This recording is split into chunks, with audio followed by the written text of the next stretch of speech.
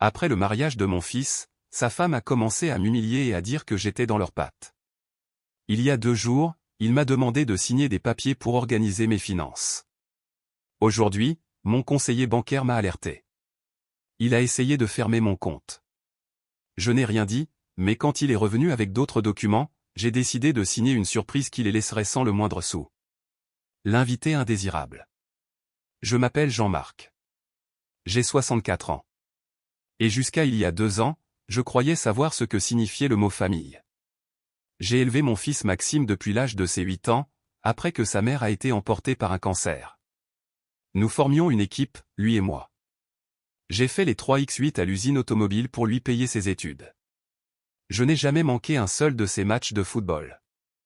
Je lui ai appris à conduire dans ma vieille Peugeot 205 qui tombait en ruine mais qui nous emmenait toujours là où nous devions aller. Quand Maxime a rencontré Camille à 28 ans, j'étais heureux pour lui. Elle était belle, s'exprimait très bien, et avait un bon poste dans une banque. Pendant leur fiançailles, elle était douce comme un agneau avec moi, m'appelait beau papa, m'apportait des pâtisseries faites maison, et me posait des questions sur ma journée avec un intérêt sincère. Je pensais vraiment gagner une fille.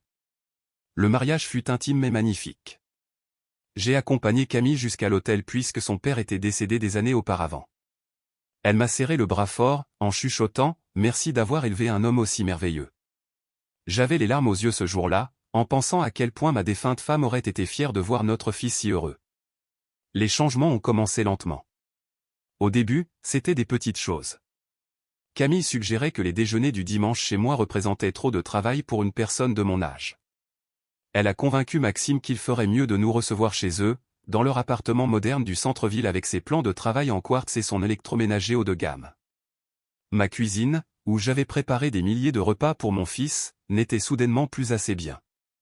Ensuite, il y a eu les commentaires sur ma maison. C'est tellement rustique, beau papa, disait Camille avec un sourire compatissant. Avez-vous pensé à prendre plus petit? Cet endroit est vraiment trop grand pour une seule personne. Elle passait son doigt sur le rebord de ma cheminée comme pour vérifier la poussière, alors que je faisais le ménage tous les jours. Rien de ce que je faisais n'était jamais à la hauteur à ses yeux. L'isolement s'est insinué comme un poison lent. Les réunions de famille sont devenues moins fréquentes. Quand j'appelais pour organiser quelque chose avec Maxime, la voix de Camille flottait en arrière-plan. Dis-lui qu'on est occupé ce week-end, chérie. On a besoin de se retrouver en couple. Mon fils, qui avait l'habitude de m'appeler 3 fois par semaine, est soudain devenu trop absorbé par sa nouvelle vie pour prendre des nouvelles de son vieux père. C'est lors du Noël de leur première année de mariage que j'ai vraiment ressenti la fracture.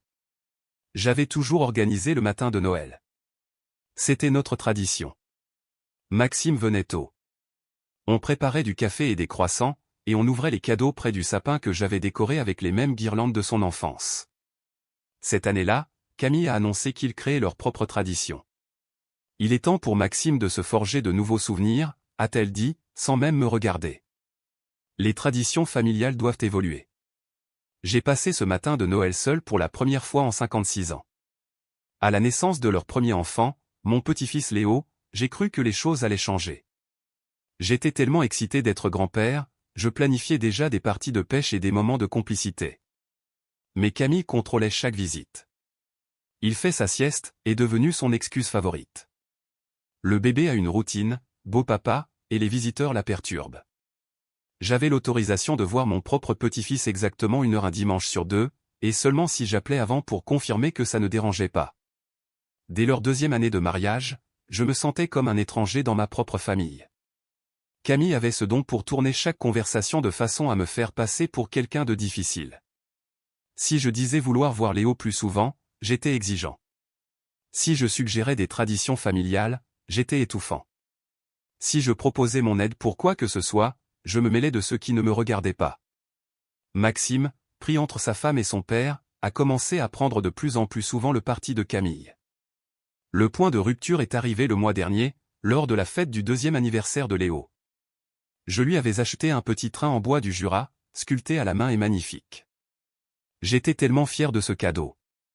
Quand Léo a commencé à jouer avec, Camille a bondi et l'a écarté. Merci. Mais on n'a pas vraiment la place pour des jouets aussi encombrants, a-t-elle dit assez fort pour que les autres invités entendent. Peut-être que quelque chose de plus petit serait mieux la prochaine fois. Mon cœur s'est brisé en regardant mon petit-fils tendre les bras vers ce train pendant que sa mère le redirigeait vers un jouet électronique en plastique qui faisait des bruits agaçants. Plus tard, j'ai surpris Camille en train de parler à sa sœur dans la cuisine. Je te jure que parfois je pense qu'il fait des choses juste pour m'irriter. Il ne se rend pas compte qu'on vit dans un appartement de ville?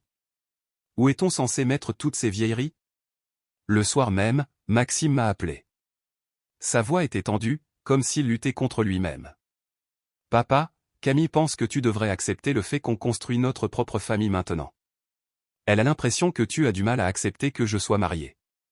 Je me suis assis dans mon salon, regardant toutes les photos de Maxime grandissant, regardant la chaise vide où il s'asseyait pour regarder les matchs de l'équipe de France avec moi.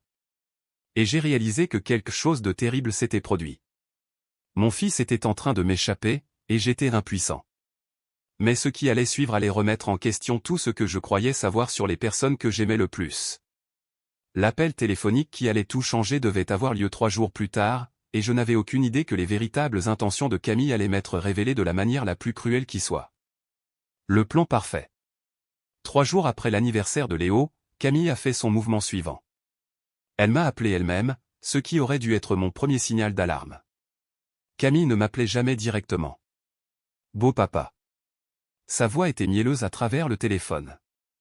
J'ai repensé à notre conversation de l'autre jour. Je réalise que j'ai pu paraître un peu dur à propos du train en bois.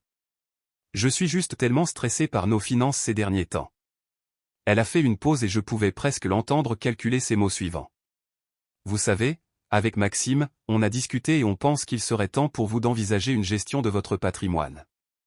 Vous vieillissez et nous voulons nous assurer que vous soyez protégé. Le mot protégé m'a donné des frissons dans le dos, mais j'ai gardé une voix calme. Quel genre de gestion, Camille? Eh bien, vous savez à quel point les choses peuvent devenir compliquées quand on prend de l'âge. On pense juste qu'il serait intelligent de mettre vos affaires en ordre maintenant, pendant que vous avez encore toute votre tête. Peut-être regrouper certains comptes, mettre à jour votre testament, ce genre de choses. Maxime connaît un très bon conseiller financier. J'ai senti mon estomac se nouer. Je gère mes propres finances depuis 46 ans, Camille. Je pense que je m'en sors très bien. Son rire était léger, mais il y avait quelque chose de glacial en dessous. Bien sûr que oui, beau papa. Nous voulons juste aider. Vous avez travaillé si dur toute votre vie. Vous méritez de vous détendre et de ne plus vous soucier de tous ces détails administratifs ennuyeux. La conversation s'est terminée avec la promesse que Maxime m'appellerait pour organiser une rencontre avec leur conseiller.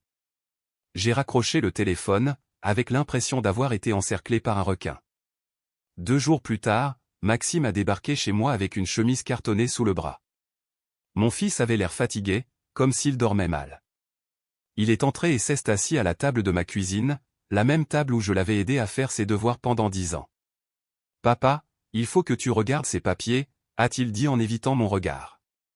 Camille pense que ce serait bien de simplifier tes comptes bancaires. Tu as ce vieux compte épargne au Crédit Mutuel et ton compte courant à la Caisse des épargnes. Ce serait plus facile si tout était au même endroit. Il a fait glisser une pile de papiers sur la table. Des formulaires bancaires, des cartons de signature, des mandats de prélèvement. Mes mains tremblaient légèrement quand je les ai pris. À quoi servent exactement ces papiers, fiston? Juste pour regrouper les comptes, tout transférer à notre banque où travaille Camille. Elle pourra garder un œil sur les choses. S'assurer qu'il n'y a pas d'oubli. Tu sais comment sont les banques avec les frais et les prélèvements automatiques. Elle s'occuperait de tout ça pour toi. J'ai regardé mon fils, je l'ai vraiment regardé. Le garçon que j'avais élevé, l'homme à qui j'avais appris à toujours dire la vérité, ne pouvait pas me regarder dans les yeux. Maxime, es-tu en train de me demander de donner à Camille l'accès à mes comptes bancaires? Pas l'accès, papa. Juste un droit de regard pour t'aider. Camille dit que les personnes âgées oublient parfois des paiements automatiques ou se sentent perdues avec la banque en ligne. Comme ça, tu n'aurais plus à te soucier de tout ça. Le mot perdu m'a frappé comme une gifle. Quand ai-je jamais été perdu avec mes finances? Maxime s'est agité sur sa chaise. Ce n'est pas que tu l'es maintenant, c'est juste de la prévention. Camille voit ça tout le temps à la banque. Des gens qui attendent trop longtemps pour demander de l'aide et ensuite leur famille doivent réparer les dégâts. J'ai posé les papiers doucement. Et c'est Camille qui a suggéré ça? Nous deux. On veut juste ce qu'il y a de mieux pour toi. Ce soir-là, après le départ de Maxime avec les papiers non signés et ma promesse d'y réfléchir, je n'ai pas pu dormir. Je ressassais la conversation. La façon dont mon fils ne pouvait pas me regarder dans les yeux. La façon dont le nom de Camille revenait sans cesse comme la solution à des problèmes que je n'avais même pas. Le lendemain matin, j'ai décidé de faire mes propres recherches. J'ai conduit jusqu'à ma banque habituelle, où j'étais client depuis 23 ans. La directrice, Madame Mercier, me connaissait depuis que Maxime était au lycée. Jean-Marc, ravi de vous voir, a-t-elle dit en m'accueillant dans son bureau. Que puis-je faire pour vous aujourd'hui? Je dois vous demander quelque chose, et j'ai besoin que vous soyez totalement honnête avec moi. Est-ce que quelqu'un a posé des questions sur mes comptes? Mon fils ou sa femme, peut-être? L'expression de Madame Mercier est devenue sérieuse. À vrai dire, oui. Pas plus tard qu'hier, une femme est venue en affirmant être votre belle-fille. Elle voulait des informations sur le solde de vos comptes et vos opérations récentes. Bien sûr, nous n'avons fourni aucune information sans votre autorisation écrite. Mon sang n'a fait qu'un tour. À quoi ressemblait-elle? Blonde, très bien habillée, très professionnelle. Elle semblait très bien connaître votre historique bancaire. Elle a dit qu'elle vous aidait à gérer votre patrimoine. J'ai senti la pièce tourner légèrement. Camille avait rassemblé des informations sur mes finances dans mon dos. A-t-elle demandé quelque chose de spécifique? Elle voulait savoir s'il y avait des virements automatiques, le solde des comptes, et elle a demandé si vous aviez d'autres comptes dans différentes banques. Elle semblait particulièrement intéressée de savoir si vous aviez des coffres-forts. J'avais effectivement un coffre-fort, qui contenait mon testament, mes contrats d'assurance vie et d'autres documents importants sur lesquels Camille voulait clairement mettre la main. Madame Mercier, j'ai besoin que vous mettiez une alerte de sécurité absolue sur mon compte. Aucune information ne doit être divulguée à quiconque sans ma présence physique et ma pièce d'identité. Et si quelqu'un essaie de clôturer ou de transférer des fonds de mes comptes, je veux être prévenu immédiatement. Elle a hoché la tête gravement. Bien sûr, Jean-Marc. Y a-t-il autre chose que vous devez me dire? J'ai réfléchi pendant un long moment. Disons simplement que je commence à voir ma famille sous un tout nouveau jour. Le trajet du retour m'a semblé le plus long de ma vie. En me garant dans mon allée, j'ai vu la voiture de Maxime déjà là. Il était assis sous mon porche avec un autre dossier, et cette fois, Camille était avec lui. Ils souriaient tous les deux, mais leurs yeux semblaient affamés. Ce que j'ai découvert dans ce dossier allait révéler l'ampleur de leur trahison et me forcer à prendre une décision qui allait changer nos vies à tous pour toujours. Le chasseur devient la proie. Je me suis assis en face de Maxime et Camille à la table de ma cuisine. La même table où j'avais appris à mon fils à faire ses lacets, où je l'avais aidé avec ses équations, et où nous avions eu d'innombrables conversations à cœur ouvert. Maintenant, on se serait cru sur un champ de bataille. Camille arborait à nouveau ce sourire travaillé, celui qu'elle avait perfectionné pendant leur fiançailles. Beau papa, nous avons apporté des documents mis à jour, juste quelques petits changements pour que tout soit plus efficace. Elle a fait glisser la pochette vers moi avec ses doigts manucurés. À l'intérieur se trouvaient de nouveaux documents, des formulaires de procuration, des demandes de changement de bénéficiaire, et quelque chose qui m'a glacé le sang. Un dossier de préadmission pour des EHPAD et des résidences pour seniors. Qu'est-ce que c'est que ça? Ai-je demandé en brandissant la brochure de la résidence. Maxime avait l'air mal à l'aise. C'est juste pour se renseigner, papa. Camille a pensé qu'on devrait explorer les options pour l'avenir. Tu ne rajeunis pas, et cette maison demande beaucoup d'entretien. J'ai 64 ans, pas 94, ai-je dit, la voix plus dure que prévu. Et depuis quand c'est à vous deux de décider de mon avenir? Le sourire de Camille n'a pas faibli. Nous ne décidons rien du tout. Nous prenons juste les devants. Vous savez, Maxime s'inquiète de vous voir seul dans cette grande maison. Et si vous tombiez? Et s'il y avait une urgence? Nous nous sentirions terriblement coupables s'il arrivait quelque chose et que nous n'avions rien préparé. J'ai regardé mon fils, cherchant le moindre signe du garçon que j'avais élevé. Maxime, tu penses vraiment que j'ai besoin d'aller en maison de retraite? Il a fui mon regard. Ce n'est pas ce que je pense, papa. C'est une question de pragmatisme. Camille dit que beaucoup de familles attendent trop longtemps et quand la crise frappe, ils paniquent pour trouver un bon établissement. C'est là que j'ai compris. Camille préparait ça depuis des mois, peut-être plus.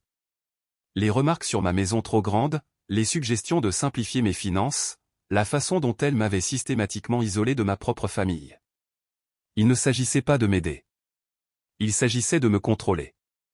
Mais ce que Camille ignorait, c'est que j'avais moi aussi fait mes propres recherches.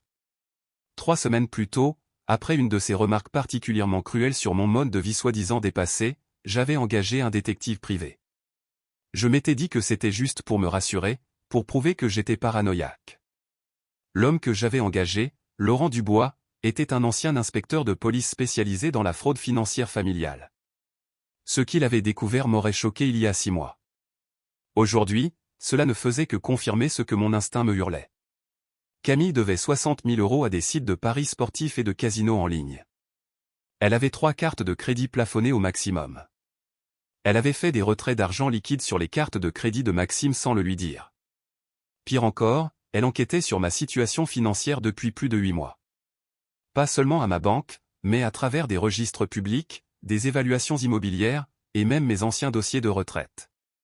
Tu sais quoi, Camille, ai-je dit en posant doucement les papiers. Je pense que tu as absolument raison sur le fait de prendre les devants. En fait, j'ai fait mes propres démarches. Son regard s'est aiguisé. Ah oui? Quel genre de démarche? Eh bien, j'ai revu mon testament pour commencer, j'ai fait quelques mises à jour, et je me suis penché sur mon portefeuille d'investissement pour voir comment tout cela évolue.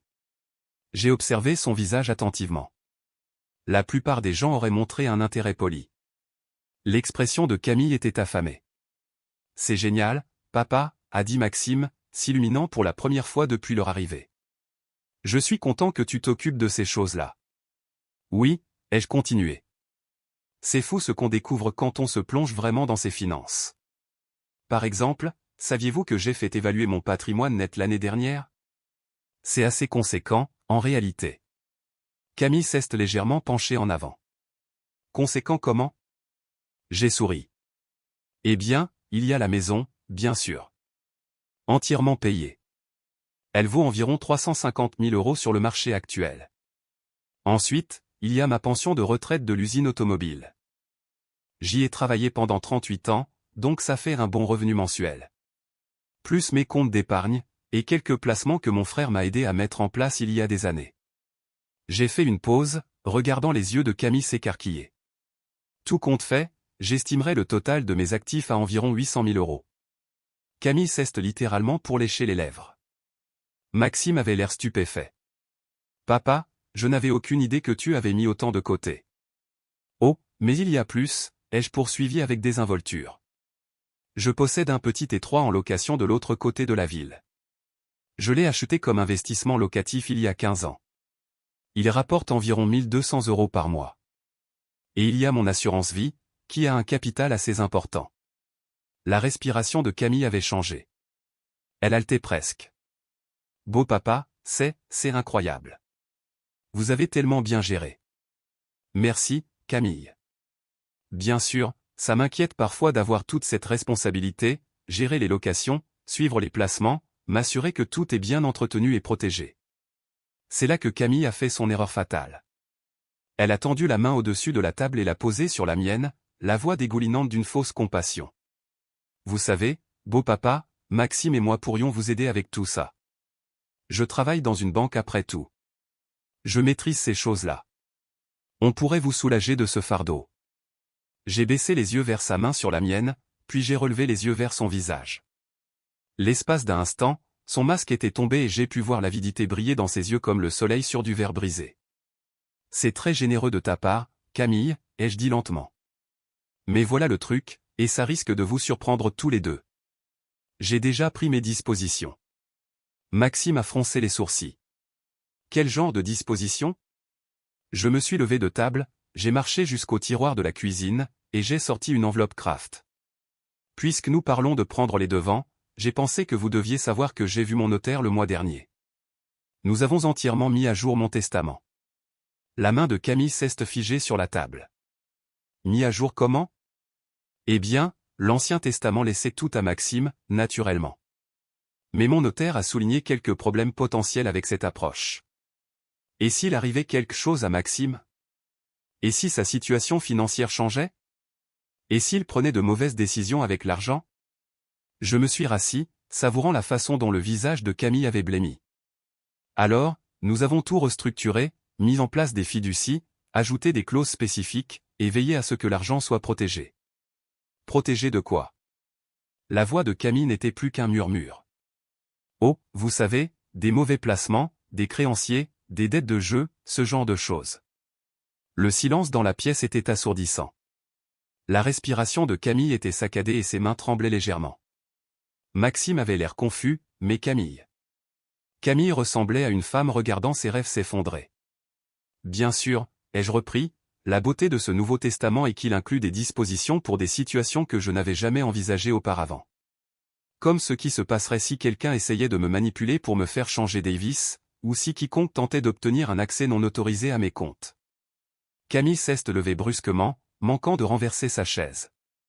Je crois qu'on devrait y aller, Maxime. Ton père a visiblement tout sous contrôle. Mais je n'avais pas fini. Pas encore.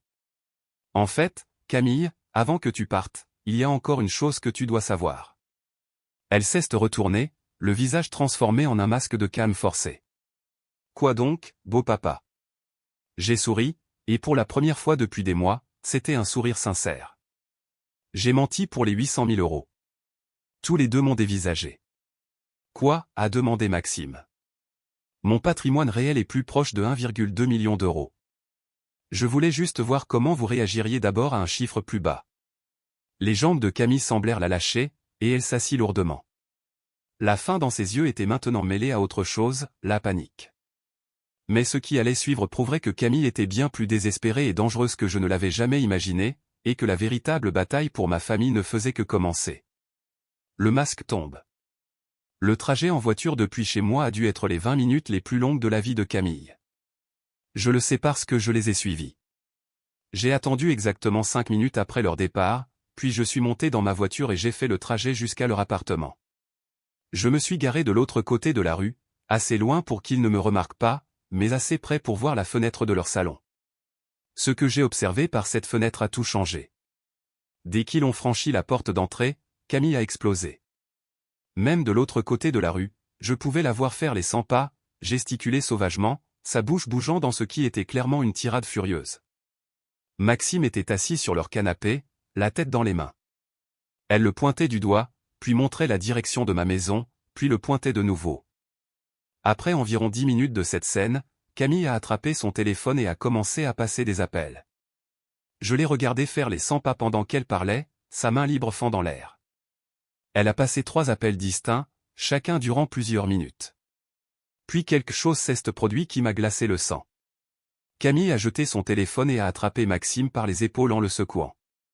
Même de loin, je pouvais voir le visage de mon fils, confus, effrayé, dépassé. Elle lui hurlait dessus maintenant, le visage rouge de rage, des postillons volant de sa bouche.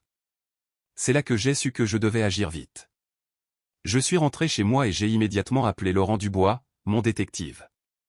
Laurent, j'ai besoin de tout ce que vous avez sur Camille, et j'en ai besoin ce soir. Jean-Marc, que s'est-il passé? Elle vient de découvrir l'estimation de mon patrimoine et je crois qu'elle est sur le point de faire quelque chose de désespéré. Pouvez-vous m'envoyer tout ce que vous avez réuni par mail? C'est en cours. Vérifiez votre boîte de réception dans 10 minutes. Jean-Marc, soyez prudent. Les gens font des choses dangereuses quand ils sont acculés. 30 minutes plus tard, j'étais devant mon ordinateur en train de lire un dossier qui dépeignait Camille comme quelqu'un de bien plus dangereux que je ne l'avais jamais imaginé. Les dettes de jeu étaient pires que ce que je pensais. 60 000 euros, et non pas 40 000. Elle devait de l'argent à des casinos en ligne, des sites de paris sportifs, et des plateformes de crypto-monnaies douteuses. Mais ce n'était pas le pire. Laurent avait trouvé des preuves que Camille faisait des recherches systématiques sur les méthodes d'abus de faiblesse envers les personnes âgées. Son historique de navigation montrait des visites sur des sites expliquant comment abuser d'une procuration, comment faire déclarer quelqu'un mentalement inapte, et le plus effrayant de tout, combien de temps faut-il pour qu'un placement en EHPAD devienne définitif? Elle ne prévoyait pas seulement de me voler. Elle prévoyait de m'enfermer. Les preuves devenaient de pire en pire. Camille avait contacté 3 EHPAD différents au cours du mois dernier, s'informant sur leur politique pour les résidents atteints de démence précoce et en cas d'opposition familiale au placement. Elle avait cherché quels établissements rendaient la sortie des résidents la plus difficile une fois admis. Mes mains tremblaient en lisant la dernière partie du rapport de Laurent. Camille avait été en contact avec un avocat spécialisé dans les abus sur personnes âgées, non pas pour les prévenir, mais pour les commettre légalement. Elle prévoyait de me faire déclarer incapable majeur pour obtenir la tutelle et le contrôle de mes finances par l'intermédiaire de Maxime. Le plan était d'une simplicité terrifiante. M'isoler de mes amis et de ma famille, créer des documents attestant d'un comportement inquiétant, me faire placer en EHPAD pour ma propre sécurité, puis prendre progressivement le contrôle de mes biens pendant que j'étais bien enfermé, incapable de me défendre. J'étais encore en train d'assimiler ces informations quand mon téléphone a sonné. C'était Maxime et sa voix était tendue à l'extrême. « Papa, il faut qu'on parle. Tu peux venir ici ? Camille veut s'excuser pour la façon dont les choses se sont passées aujourd'hui. » Tout mon instinct hurlait au danger. « Fiston, il se fait tard. Ça ne peut pas attendre demain. » « Non, papa. » Elle est vraiment bouleversée. Elle pense que tu ne lui fais pas confiance et elle veut crever l'abcès. « S'il te plaît, pour moi. » Je pouvais entendre la voix de Camille en fond, mais je ne pouvais pas distinguer les mots. Ce que je pouvais entendre, c'était le ton. Urgent, exigeant. « Maxime, est-ce que tout va bien ? Tu as une voix bizarre. » Il y a eu un silence. « Tout va bien, papa. C'est juste que Camille s'en veut pour les tensions entre vous. Elle veut repartir à zéro. J'ai pris une décision qui m'a probablement sauvé la vie. » D'accord, mon grand. Je serai là dans 30 minutes. Mais je ne suis pas allé à leur appartement. À la place, j'ai rappelé Laurent Dubois. Laurent, je crois que Camille s'apprête à passer à l'action. Vous pouvez me retrouver au café sur la place centrale ? J'ai besoin d'un témoin pour ce qui va se passer. Qu'est ce que vous prévoyez, Jean-Marc ? Je vais donner à Camille exactement ce qu'elle veut. Mais d'abord, j'ai besoin de vous pour mettre en place quelque chose qui me protégera et sauvera mon fils. 1 heure plus tard, j'avais un plan. Laurent avait contacté une de ses connaissances dans la police, lui expliquant la situation. Il ne pouvait pas procéder à des arrestations sur la base de ce que quelqu'un pourrait faire, mais il pourrait intervenir rapidement si les choses tournaient mal. J'ai également appelé mon avocat, Maître Rousseau, pour qu'il prépare une procédure d'urgence afin de geler tous mes avoirs si quelqu'un tentait d'y accéder de manière suspecte. Enfin, j'ai fait ce qui m'a semblé être la chose la plus difficile de ma vie. J'ai rappelé Maxime. Fiston, j'ai repensé à ce que Camille a dit aujourd'hui sur le fait que j'avais besoin d'aide pour gérer mes comptes. Papa. La voix de Maxime était prudente, mais j'y entendais de l'espoir. Je pense qu'elle a peut-être raison. Cette maison représente beaucoup de travail et le suivi de tout ça devient pesant. Ce serait peut-être bien d'avoir de l'aide. J'ai pu entendre Camille retenir son souffle en arrière-plan. Tu es sûr, papa ? Je suis sûr. En fait, j'ai repensé à ces brochures de résidence pour seniors que Camille m'a montrées. Je devrais peut-être en visiter quelques-unes juste pour voir à quoi ça ressemble. Le silence à l'autre bout du fil était assourdissant. Puis la voix de Camille a retenti, redevenue douce et mielleuse. Mais en dessous, je pouvais entendre le tremblement de l'excitation. Beau papa, c'est merveilleux. Je pense que vous prenez une décision très sage. Nous pourrions visiter quelques endroits demain si vous voulez. Ça me paraît parfait, Camille. Et on pourrait peut-être passer à la banque après, pour signer ces papiers que tu avais apportés. Bien sûr, beau papa. Je veux que vous sachiez à quel point cela compte pour Maxime et moi. Nous voulons vraiment ce qu'il y a de mieux pour vous. J'ai raccroché le téléphone et j'ai immédiatement appelé Laurent. C'est pour demain. Vous êtes prêts ? Nous sommes prêts, Jean-Marc. Vous êtes sûr de vous ? J'ai regardé autour de ma maison, les photos de Maxime en train de grandir, les meubles que ma femme et moi avions choisis ensemble, la vie que j'avais bâtie sur 6 décennies. Camille pensait qu'elle allait m'enlever tout ça et m'enfermer comme un vieillard encombrant. Elle n'avait aucune idée de ce qui l'attendait. Je suis sûr. Il est temps que Camille apprenne que tous les vieux ne sont pas aussi vulnérables qu'elle le pense. Le lendemain matin, j'ai mis mon plus beau costume, celui que je portais au mariage de Maxime. Je me suis regardé dans le miroir et je n'ai pas vu un vieil homme confus, mais un combattant sur le point de protéger tout ce pour quoi il avait travaillé. Camille pensait être le chasseur et me prendre pour proie. Elle allait découvrir que ce vieil homme avait encore les dents très pointues, et que le piège qu'elle croyait tendre allait se refermer sur elle. Le piège parfait. Camille est passée me prendre à 9h tapante le lendemain matin, conduisant la voiture de Maxime tandis qu'il était assis sur le siège passager. Elle était habillée en tenue professionnelle, portant un porte-document en cuir, et affichait ce genre de sourire qui m'aurait totalement trompé 6 mois auparavant. « Bonjour, beau papa », dit-elle joyeusement alors que je m'installais à l'arrière. « Je suis tellement enthousiaste pour aujourd'hui. Je crois que vous allez adorer les jardins des Automnes. C'est vraiment plus un complexe de luxe qu'une maison de retraite. » Maxime s'est retourné pour me regarder, et je pouvais voir le conflit dans ses yeux. Une part de lui semblait toujours mal à l'aise avec toute cette situation, mais Camille l'avait manifestement usé. « Papa, tu es sûr que ça te va? »« Je vais bien, fiston. Ta femme a raison. Il est temps que je commence à penser à l'avenir. » Le premier établissement correspondait exactement à ce que j'attendais. Les jardins des Automnes étaient magnifiques de l'extérieur, avec des jardins bien entretenus et une grande entrée. Mais dès que nous avons franchi les portes, je l'ai senti. Cette odeur institutionnelle de désinfectant mélangée au désespoir, qu'aucune quantité de fleurs fraîches ne pouvait masquer. Camille était dans son élément, posant des questions très pointues sur leur règlement. Quelle est la procédure si un résident veut partir? Comment gérez-vous les situations où les membres de la famille sont en désaccord sur le placement? Quel type d'évaluation médicale est requis pour l'admission?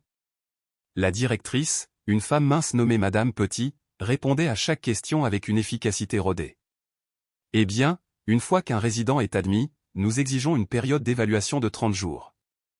Pendant cette période, tout départ nécessite l'approbation du personnel médical et du membre de la famille qui a signé les papiers d'admission. Les yeux de Camille se sont illuminés. Et si le résident insiste sur le fait qu'il n'a pas besoin d'être ici? Oh, c'est très courant, a dit Madame Petit avec un sourire condescendant. Surtout avec les débuts de la maladie des Alzheimer, il manque souvent de discernement pour comprendre leurs limites. C'est pourquoi nous comptons sur les familles pour prendre les décisions difficiles. J'étais malade d'entendre cette conversation, mais j'ai joué mon rôle. Ça a l'air très agréable ici, ai-je dit, laissant ma voix paraître fatiguée et un peu perdue. Bien que je ne sois pas sûr de comprendre toutes ces règles et procédures. Camille a littéralement bondi sur l'occasion. Ne vous inquiétez pas pour ça, beau papa. Maxime et moi nous occuperons de toute la paperasse et des détails. Concentrez-vous juste sur votre installation et votre confort. Après avoir visité 3 établissements, nous nous sommes dirigés vers la banque. Camille vibrait littéralement d'excitation, bien qu'elle essayât de le cacher. Maxime devenait de plus en plus silencieux à chaque arrêt, mais il continuait à suivre le mouvement. À la banque, Camille nous a fait entrer dans un bureau privé où l'attendait son directeur, Monsieur Lefebvre. Les documents étaient déjà préparés. Procuration, formulaire de transfert de compte, changement de bénéficiaire. Bien, monsieur, a dit Monsieur Lefebvre. Ces documents donneront à votre belle-fille l'autorité pour gérer vos affaires financières. Êtes-vous sûr que c'est ce que vous souhaitez? J'ai regardé Camille, qui retenait son souffle. Eh bien, je suppose que quelqu'un doit m'aider. Ces questions financières deviennent si compliquées. Camille s'est penchée et m'a serré la main. Ne vous inquiétez pas, beau papa. Je vais bien m'occuper de tout. C'est là que j'ai abattu ma carte maîtresse. À vrai dire, avant de signer quoi que ce soit, il y a quelque chose que je devrais mentionner. Vous voyez, Camille, je n'ai pas été tout à fait honnête hier concernant ma situation financière. Sa prise sur ma main s'est resserrée. Comment ça? Eh bien, les 1,2 million d'euros dont j'ai parlé. Ce ne sont que mes actifs liquides. Ça n'inclut pas les investissements immobiliers. La pièce est devenue totalement silencieuse. Monsieur Lefebvre a eu l'air confus. La mâchoire de Maxime s'est décrochée. Et Camille? Camille avait l'air d'une femme qui venait de voir s'ouvrir les portes du paradis. Investissements immobiliers, a-t-elle murmuré. Oh, oui. Je possède 6 appartements en location dans différentes régions. Mon frère m'a aidé à les acheter au fil des ans pour défiscaliser. Ils valent environ 400 000 euros chacun et génèrent environ 7 200 euros par mois de revenus locatifs. Camille faisait le calcul mentalement et j'ai pu voir le moment exact où elle a trouvé le total, 2,4 millions d'euros en immobilier plus 1,2 million d'autres actifs. 3,6 millions. Sa main tremblait quand elle a tendu le stylo. Beau papa, vous êtes incroyable. Je n'avais aucune idée que vous étiez un tel expert en finance. Oh, il y a plus, ai-je continué d'un ton détendu. Il y a aussi le portefeuille d'actions que le frère de ma défunte femme a mis en place pour nous. Des actions dans la technologie, surtout. Elles ont très bien performé au fil des ans. Camille a poussé un petit gémissement. Combien? Eh bien, au dernier des comptes, environ 800 000 euros. Bien sûr, ça fluctue avec le marché. 4,4 millions au total. Camille était en hyperventilation. Papa, a dit Maxime lentement. Pourquoi ne m'as-tu jamais parlé de tout ça? Eh bien, fiston, ta mère et moi avons toujours cru qu'il fallait vivre modestement. Nous ne voulions pas que tu grandisses en pensant que l'argent résoudrait tous tes problèmes. Nous voulions que tu travailles pour ce que tu as, que tu te forges le caractère. Camille hochait la tête frénétiquement. C'est tellement sage, beau papa. Mais maintenant, il est temps de nous laisser vous aider à protéger tout ça. Vous avez travaillé si dur. Vous méritez de vous détendre et de savoir que tout est pris en charge. J'ai pris le stylo, je l'ai tenu un instant, puis je l'ai posé. Tu sais, Camille, je veux te demander quelque chose, et je veux que tu sois totalement honnête avec moi. Ses yeux étaient rivés sur les miens. Bien sûr, beau papa. Ce que vous voulez. Aimes-tu mon fils? La question a semblé la prendre au dépourvu. Quoi? Bien sûr que j'aime Maxime. Pourquoi demandez-vous ça? Et est-ce que tu m'aimes? En tant que beau-père, je veux dire. Oui, beau papa. Vous savez que oui. J'ai hoché la tête lentement. Et tu ne ferais jamais rien pour nous blesser, ni l'un ni l'autre. Jamais. Beau papa, je veux juste ce qu'il y a de mieux pour cette famille. C'est alors que j'ai souri. C'est amusant, Camille, parce que mon détective privé raconte une toute autre histoire. Elle a perdu toutes ses couleurs. Vous avez quoi? J'ai sorti mon téléphone et je lui ai montré l'écran. Laurent Dubois se tenait juste devant les portes vitrées de la banque, parlant à deux policiers en uniforme. Tu vois, Camille, je connais tes dettes de jeu depuis des semaines. Les 60 000 euros dans leur totalité. Je suis au courant pour tes recherches sur l'abus de faiblesse. Je sais pour tes plans visant à me faire déclarer inapte et à m'enfermer dans un de ces établissements. La bouche de Camille s'ouvrait et se fermait comme un poisson hors de l'eau. Maxime avait l'air d'avoir été percuté par un camion. Je sais aussi que tout ce que je viens de vous dire sur mon patrimoine était un mensonge. Je vaux environ 200 000 euros, pas 4,4 millions. Mais voir ta réaction face à de l'argent imaginaire m'a dit tout ce que j'avais besoin de savoir sur qui tu es vraiment. Camille s'est levée si vite que sa chaise est tombée en arrière. Vous ne pouvez rien prouver. C'est votre parole contre la mienne. J'ai sorti un petit appareil d'enregistrement de la poche de ma veste. À vrai dire, Camille, j'ai enregistré nos conversations ces 3 dernières semaines. Y compris celle qu'on vient d'avoir, où tu salivais sur de l'argent que tu pensais pouvoir voler à un vieil homme sans défense. Son visage est passé du pâle au rouge, puis au violet. Espèce de vieux fou. Espèce de vieux manipulateur. Et elle était là, la vraie Camille, celle qu'elle cachait derrière ce doux sourire depuis 2 ans. Maxime, s'est-elle tournée vers mon fils. Tu vas le laisser me faire ça? Nous faire ça? Je suis ta femme. Mais Maxime la regardait comme s'il la voyait pour la première fois. Camille, est-ce que c'est vrai pour les dettes de jeu? Pour le fait de vouloir placer papa dans une institution? Elle a ouvert la bouche pour nier, mais j'ai levé la main. Avant que tu ne répondes, Camille, tu dois savoir que j'ai des preuves de tout. Relevé bancaire, historique de navigation, appel aux avocats et aux EHPAD, tout. C'est là que Camille a commis son ultime erreur. Au lieu d'essayer de s'expliquer ou de s'excuser, elle a laissé tomber son masque complètement. Très bien, a-t-elle hurlé. Oui, c'est vrai. Mais quel choix j'avais? Tu allais laisser tout cet argent dormir pendant que je croule sous les dettes. Il est vieux, Maxime. Il va bientôt mourir de toute façon.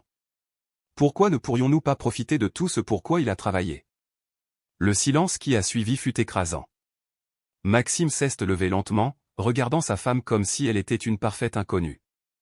Tu allais mettre mon père dans une maison de retraite pour pouvoir voler son argent afin de rembourser tes dettes de jeu, la défiance de Camille s'est effondrée. Maxime, s'il te plaît. Tu ne comprends pas, j'étais désespéré. Les gens à qui je dois de l'argent, ils sont dangereux.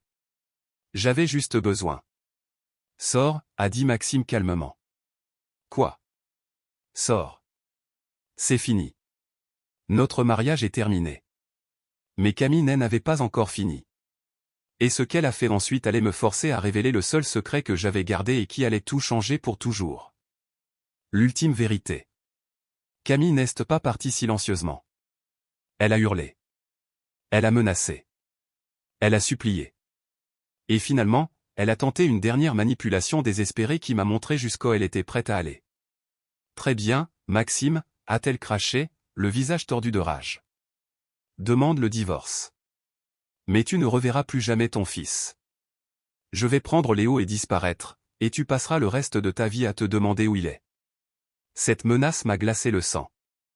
Mais elle a aussi révélé quelque chose que je soupçonnais depuis des mois. La façon dont elle contrôlait les visites avec Léo, la façon dont elle l'avait isolé de Maxime et de moi, elle se préparait à cette éventualité depuis le début. Mais Camille avait fait une erreur cruciale. Elle pensait que je n'étais qu'un vieillard confus qui avait eu de la chance avec un détective privé. Elle n'avait aucune idée de la profondeur de mon plan. En fait, Camille, ai-je dit calmement. Tu n'emmèneras Léo nulle part. Elle a ri amèrement. Et comment comptez-vous m'en empêcher, vieil homme? J'ai sorti un autre document de la poche de ma veste. Avec ça. C'est une requête de garde exclusive assortie d'un référé que Maxime a déposé ce matin, avec une ordonnance d'éloignement basée sur les preuves de ton addiction au jeu et de tes plans pour escroquer un membre de la famille. Son visage est devenu blanc. C'est impossible. Maxime n'est même pas au courant. En réalité, Camille, j'ai tout raconté à Maxime il y a 3 jours. Le silence dans la pièce était absolu. Camille m'a dévisagé, puis a regardé Maxime qui fixait le sol. Fiston, ai-je dit doucement. Maxime a levé les yeux, et je pouvais voir des larmes. Je le sais depuis 3 jours, Camille. Papa m'a montré les preuves, m'a fait écouter les enregistrements. Je t'ai entendu parler de le placer en institution, de voler son argent. Les jambes de Camille l'ont lâché et elle s'est effondrée sur sa chaise. Mais tu as accepté tout ça, la banque, les EHPAD. Parce que papa me l'a demandé, a dit Maxime doucement.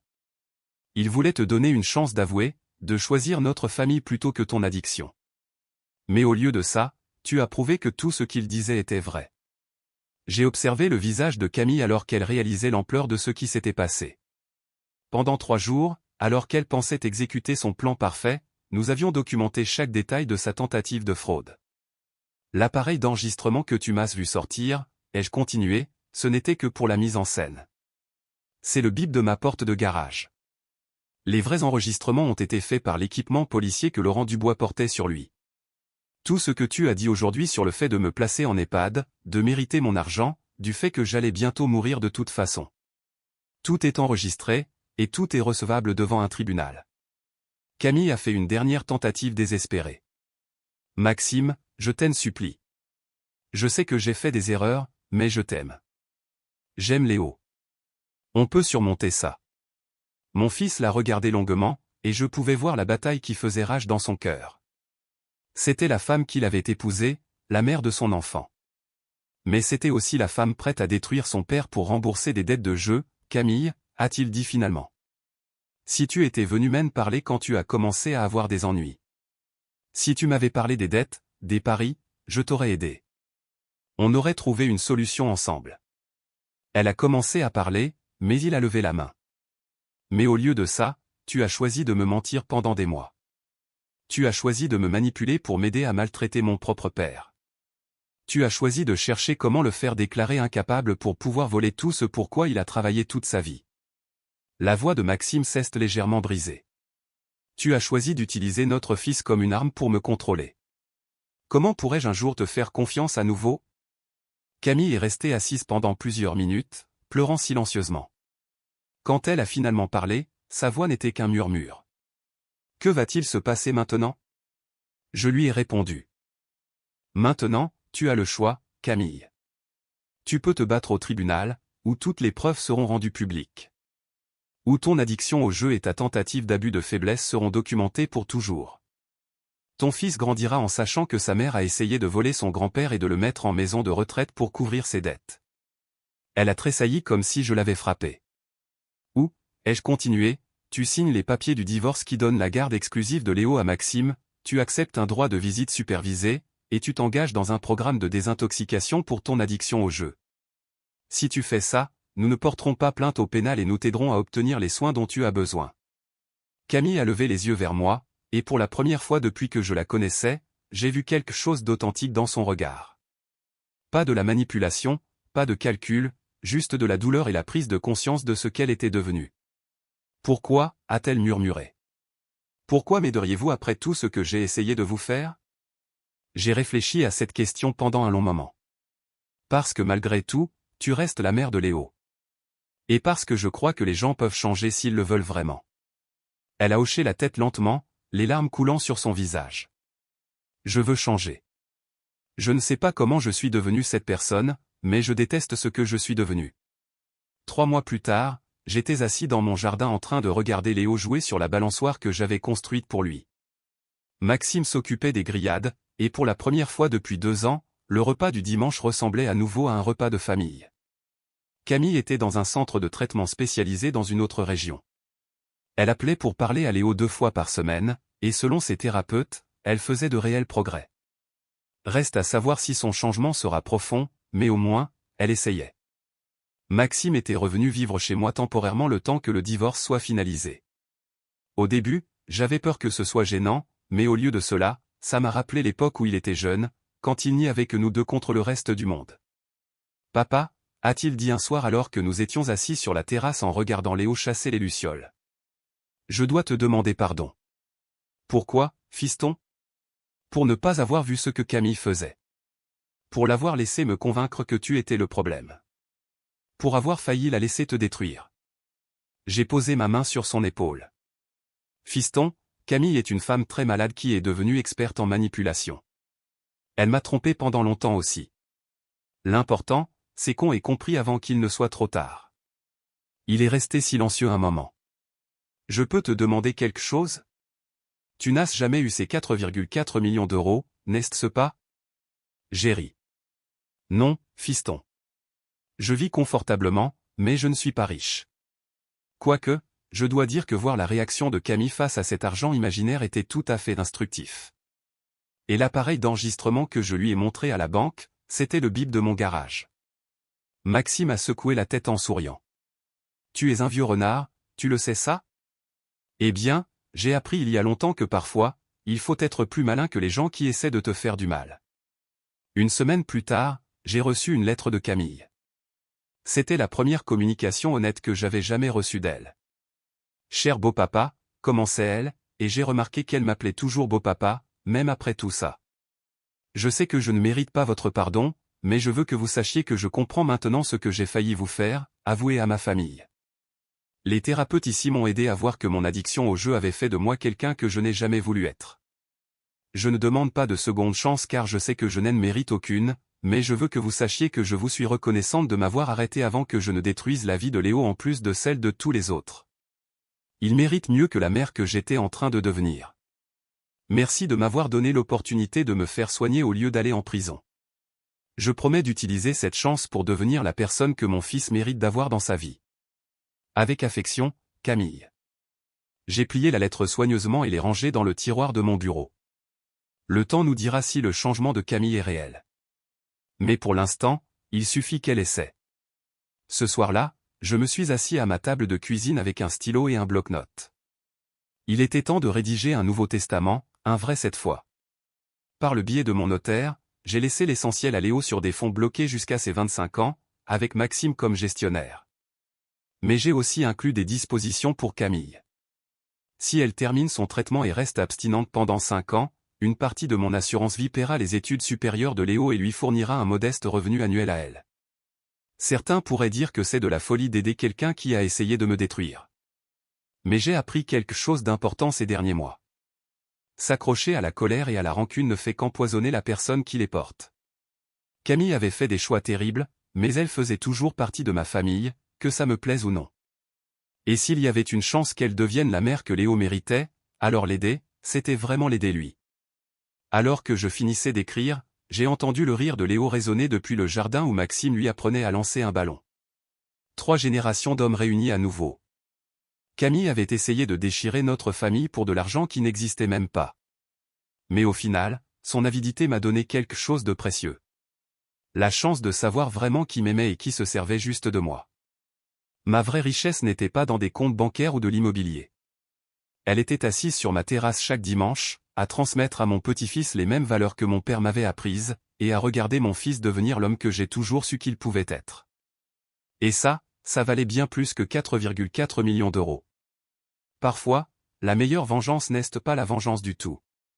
C'est de bien vivre, de protéger les personnes que l'on aime, et d'avoir la sagesse de faire la différence entre la justice et la cruauté. À 64 ans, j'ai enfin compris que l'homme le plus riche n'est pas celui qui a le plus d'argent, mais celui qui est entouré de gens qu'il aime pour ce qu'il est, et non pour ce qu'il possède.